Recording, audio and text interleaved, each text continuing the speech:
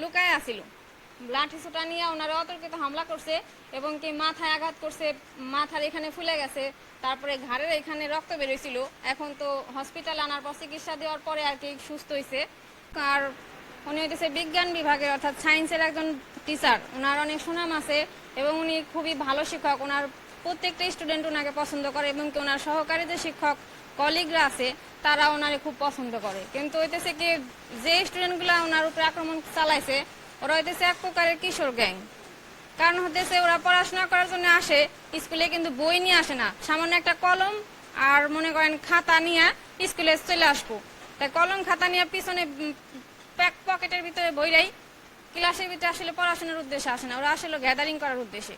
তো স্যার হচ্ছে দুষ্টামি করতেছিল, উনি যা বললো আর কি, স্টুডেন্টকে নিষেধ করছে এবং কি ওরা বাইরে ঘোরাফেরা করতেছিল আপনার হচ্ছে ক্লাস আওয়ারে।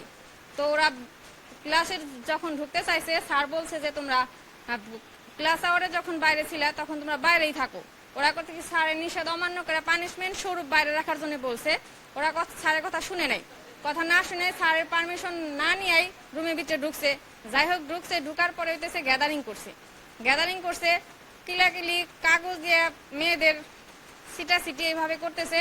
তো স্যার আর কি নিষেধ করছে, নিষেধ করার পরেও শুনে না, আবারও করতেছে।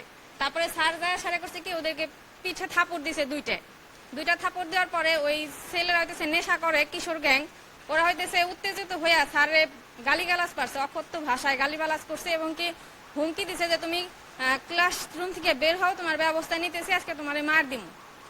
তো স্যার ভয় পায় সহকারী হেড স্যারকে জানাইছে। সহকারী হেড স্যার জানার পরে উনি করছে কি সবাই ডাক দিয়ে নিয়ে একটা মিটিং এর মতো করছে। মিটিংয়ে স্টুডেন্টদেরকেও ডাক দিছে। ডাক দেওয়ার পরে ওরা হইতেছে মাইনে নিছে যে আচ্ছা ঠিক আছে সরি টরি বলছে। কিন্তু তারপরে উনি টিফিন আওয়ারে আবার হচ্ছে কি টিফিন খাওয়ার জন্য বাসায় যাইতেছিল। বাসাটা হইতেছে ওনার হইতেছে চকের ভিতর দিয়ে একটা রাস্তা, নীরব জায়গা, নিরিবিলি একটা জায়গা। তো আশেপাশে কোনো বাড়ি ঘর নাই চকের ভিতরে। তো একটা বাড়ি আসিল ফাঁকা জায়গাটা। তো এখানে হইতেছে ওনারে লাঠি ছুটা নিয়ে ওরা সব জায়গায় জায়গায় আর কি ভুট্টা ক্ষেতের ভিতরে লুকায় আসিল। লাঠি ছুটা নিয়ে ওনারা অতর্কিত হামলা করছে এবং কি মাথায় আঘাত করছে, মাথার এখানে ফুলে গেছে, তারপরে ঘাড়ের এখানে রক্ত বেরোইছিল। এখন তো হসপিটালে আনার পর চিকিৎসা দেওয়ার পরে আর কি সুস্থ হয়েছে।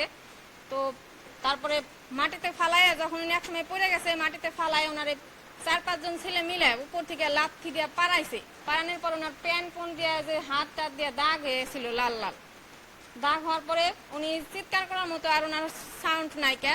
তো পাশের বাড়ির এক মহিলা বুঝতেছিল যে জায়গায় হালকাও শব্দ শোনা যেতেছে। উনি মনে করছে যে ছেলে পেলেরা দুষ্টামি করতেছে। আইগা এসে দেখে কি যে টিচারের গায়ে, ওনারাও চিনে টিচারের গায়ে হামলা করছে। পরে ওই মহিলারা লাঠি ছোটা নিয়ে এসে দাবড়াইছে, ওরা আর কি পলায় ওইখান থেকে স্থান ত্যাগ করছে। স্থান ত্যাগ করার পরে স্যারদের ফোন দিছে। সহকারী হেড স্যার, আমাদের যে প্রধান হেড স্যার উনি হইতেছে হজে গেছেন, উনি স্কুলে নায়িকা।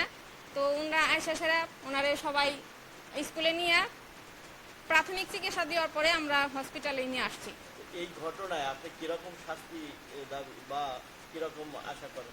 আর এই ঘটনার প্রেক্ষিতে আমি যেটা বলবো সেটা হচ্ছে এই ছেলে পেলে যারা আছে ওরা আসলে স্টুডেন্ট নামে রইতেছে আপনার কিশোর গ্যাং। আমি যেটা মনে করি ওরা আসলে স্টুডেন্ট ঠিক আছে, স্টুডেন্টের যে ওরা ওটা সার্টিফিকেট ধারী, কিন্তু ওরা হইতেছে মূলত নেশাগ্রস্ত বাচ্চা। ওদের হইতেছে আপনার শাস্তি দেওয়া দরকার, কারণ ওরা একাধিকবার রিপোর্ট আমরা শুনছি যে এর আগেও আগামীকাল আমি চাইতেছি ওদের সর্বোচ্চ শাস্তি, আসলে আইন অনুসারে যে শাস্তিটা হয়, একজন শিক্ষকের গায়ে আঘাত করা এটা তো একটা জাতির জন্য কলঙ্ক। শিক্ষক হইতেছে জাতির পিতা, আমরা ছোটবেলা থেকে পড়াশোনা করে বড় হয়েছি, আমরা যতদূর জানি একজন শিক্ষক হইতেছে জাতির পিতা। তাহলে জাতির পিতার গায়ে হাত দেওয়া মানে কি পুরো জাতিরই অপমান করছে। তাহলে সেই অনুসারে একটা আইনে যে ব্যবস্থা আছে সর্বোচ্চ শাস্তি, আমি সেই শাস্তিটাই আশা করতেছি যেটা দেওয়া যায়।